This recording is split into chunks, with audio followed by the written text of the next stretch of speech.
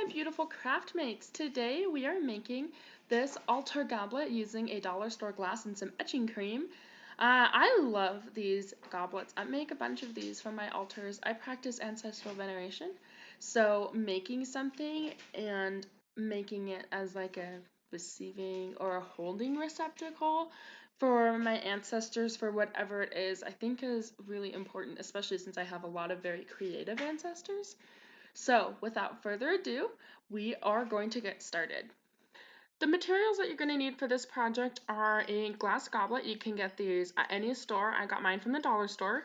A popsicle stick. You're going to need a pretty wide popsicle stick, so you can get these at any dollar store or any craft store. And you're going to need some clear kind of sticky paper. This can be contact paper or sticker paper. You don't necessarily want to use like tape. You want to use something that it's essentially a piece of paper, but it's a sticker. So it'll make sense further in the video. You're gonna need some Armor Etch cream.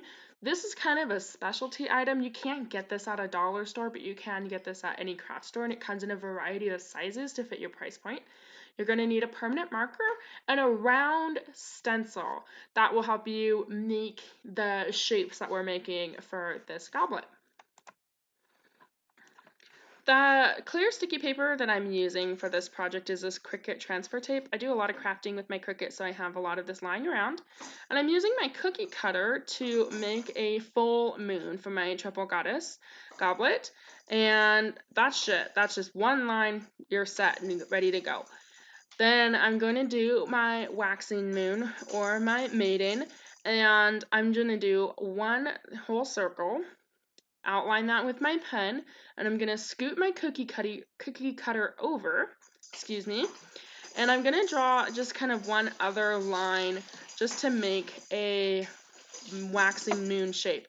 Please excuse if you can hear any weird noises in the background. I went grocery shopping earlier, and I got my cat's cat toys because I spoil them. So please excuse that if you hear anything. So my next moon that I'm making is my waning moon or my crone. So I'm again doing just one big circle, outlining that with my pen, and then scooting my cookie cutter over and then drawing another line to match that. I'm marking out now the space that you're saving, what you're not cutting out. And now I'm going to do the same thing, but I'm going to be using my permanent marker, so it's a little easier for you to see, and it's a little easier for me to see when I cut everything out. With my video editing, I was able to speed through this process. You don't have to do the first bit with the pen thing. You can just skip ahead to the Sharpie thing, but I just did that so you could see my process. Now I'm taking my X-Acto blade or knife blade, and I am just very carefully cutting out around the lines. And you can do more than one cut or pass through the transfer tape or sticker paper, but you don't want to cut the paper underneath. This will make a little bit more sense. It'll make it a little bit easier to work with a couple steps down the line. So essentially what you're doing is you're cutting out what you want to keep in your final design. So because I want that full moon circle, I'm cutting out that full moon circle and removing that image. Now that that's done, I just take my little knife blade and stick it underneath the transfer paper and pull that shape up. Now that you've cut that out, you don't need it anymore, so you can go throw it away. I stick mine on my leg and keep moving on. Then you're going to do the same thing with the other two shapes. So for the other two moons or moon phases, you're just going to slowly cut it out. You can do more than one pass, not cutting through the paper and removing that shape when you're done. So I'm just speeding through here. Again, it's a pretty mind-numbing process. It's a really easy process as well. This is the easiest part of the project. So again, just speeding through here with the magic of video editing and moving on to the next step. So when that's done, you have all three shapes cut out with the X-Acto knife. You're going to take a pair of scissors and you're going to cut around the shapes. And you're going to leave a pretty thick border. This will kind of make sense in a little bit. And you can see I grab a knife to keep my goblet from rolling around because it's a round shape, right, it's going to roll off your table. So you're going to want something there to kind of keep that goblet in place. And this is going to be the hardest part. Now that you've got the shapes cut out individually, you're going to take your first shape, which is the full moon, and you're going to peel it off of the release paper behind it. So once that's done, and this will be the hard part, is putting a two-dimensional shape on a three-dimensional object in such a way that it looks correct to you. So you can do this by finagling everything, cutting things so that, or cutting like the outside edge so that when the tape wants to warp to fit the glass that it's on, there's space that you can use to finagle everything around. And this is going to be the hard part for the full moon, the waxing and waning moons. This will be the most difficult aspect of the project. So you just have to take your time and move things around until it lays the way you want it to. I'm speeding through this. My eyes aren't very good, so I accidentally moved the glass away from the video or the camera, so you can't really see exactly what I'm doing other than by the end you can see I have the full moon where I want it and laying the correct way as it looks to me. Now I'm taking the waning moon, I'm putting it on the right side of the full moon, and again you're gonna be doing some finagling here. I did some finagling here. Again, my eyes aren't that great and I moved the goblet away from the camera on accident, but you're going to put the next moon phase right next to the full moon so that when it's cut out it will look really good. So you want the full moon and the next moon phase to kind of overlap a little bit.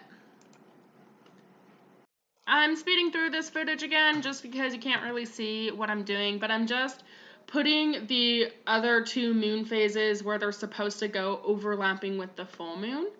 And then what we're going to do is use the X-Acto knife to cut away the overlapping pieces on the glass. So you can see here I have my overlapping pieces and I'm cutting away what I don't want there in the overlapped pieces, and then I'm just going to take that tape away, and I'm going to do that on both sides of the glass.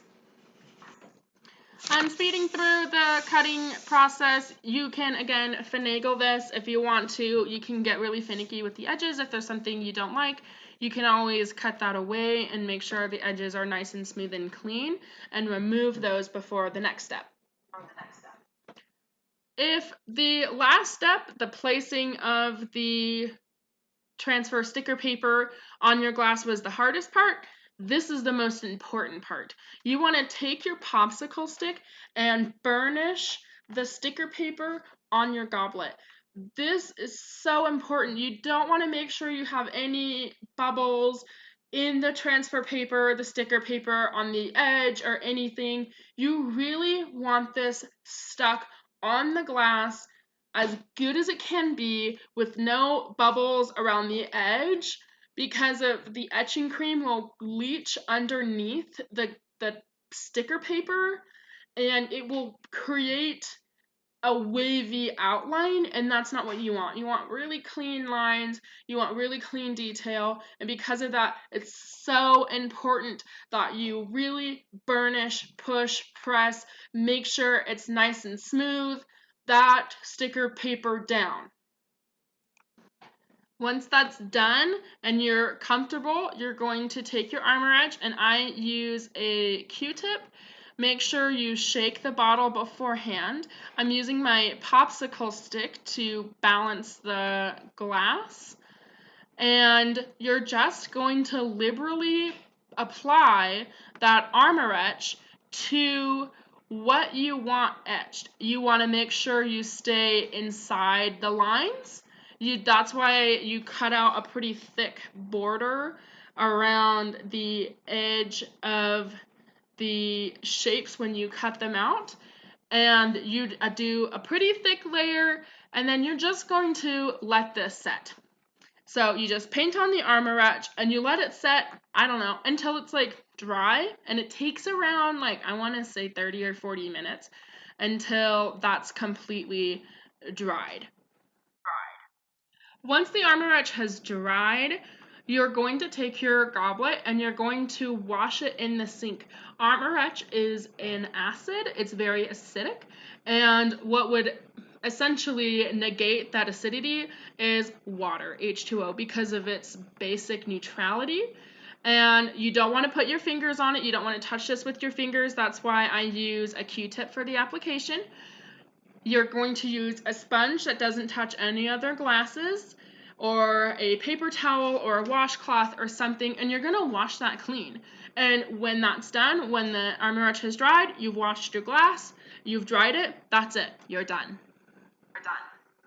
I wanted to showcase here the finished product. On the one of the moons, you can see the lines aren't completely perfect, and that's okay. It doesn't matter if it's done perfectly, it just matters that it's done by you. So I hope you enjoyed this class, and I cannot wait to see what you create in the future. Thank you so much, and I hope you guys have a wonderful day.